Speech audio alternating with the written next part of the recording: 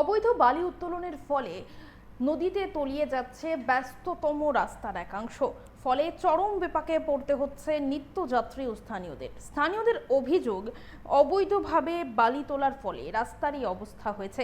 এলাকার প্রচুর অবৈধ বালিঘাটের ফলে মানুষ চরম ভোগান্তির শিকার হচ্ছেন। এ নিয়ে স্থানীয় বিধায়ক তথা রাষ্ট্রমন্ত্রী বৃষকেতু এমডিসি রবীন্দ্র দেববর্মা, মোহনপুর মহকুমা প্রশাসন, স্থানীয় ব্লক প্রশাসনের ভূমিকা নিয়ে প্রশ্ন তুলছেন স্থানীয়রা। এদিন সংবাদ মাধ্যমের মুখোমুখি হয়ে রাস্তাটি দ্রুত সংস্কারের দাবি জানান এলাকার বাসিন্দারা। আমরা শুনবো ঠিক কি জানাচ্ছেন তারা। রাস্তা তো ভাঙা, আর যাওয়া হয় না, রিস্ক নেই এখানে। যদি যায় বাই চান্স ফাটল দেওয়া, বাই চান্স যদি একটু না একটু এদিক সেদিক হয়, লাইফ নিয়ে টান দেবে না জিনিসটা। বর্তমানে প্রশাসনকে কি বলবেন এই রাস্তা দিয়ে? এটা তো মেইন কারণ হচ্ছে বালু ওঠার যে জায়গাটা সেটার লাগে এরকম সিচুয়েশন হয়েছে না। হ্যাঁ, ব্যাপারটা হলো এখানে তো প্রশাসন অ্যাকচুয়ালি তো তারা দেখতেছে না, এই জায়গাটা অলরেডি আগে থেকেই খাই আসলো। এই জায়গাতে বালু উঠাইতে উঠাইতে এই জায়গাটা আরো খাই করছে, যার লেগে আজকে এরকম পরিমাণ দেখতে পাইলাম আমরা। আজকে সকাল অনুমানিক 6টা থেকে 7টার ভিতরে ভাঙছে এই রাস্তা। আমরা তো রাত্রে 2টা-3টা থেকে এদিকে বৃষ্টি পড়ছে।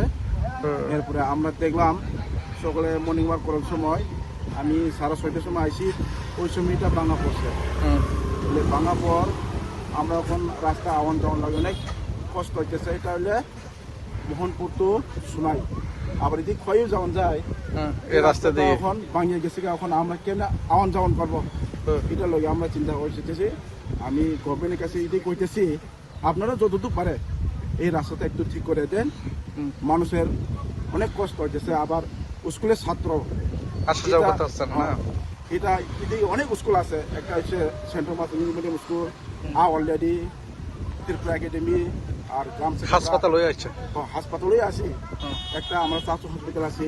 আবার রুগী সুগী আইলে কেমনে যাইবেন, আবার বাচ্চারা স্কুল কেমনে যাবেন, এখন আমরা অনেক কষ্ট। এটা কারণটা বালুঘাট দিকে আমরা তো অনেক দেখতেছি, সোনাই টু বরকঠাল ধরেন 15 থেকে 20 এরকম মেশিন আছে।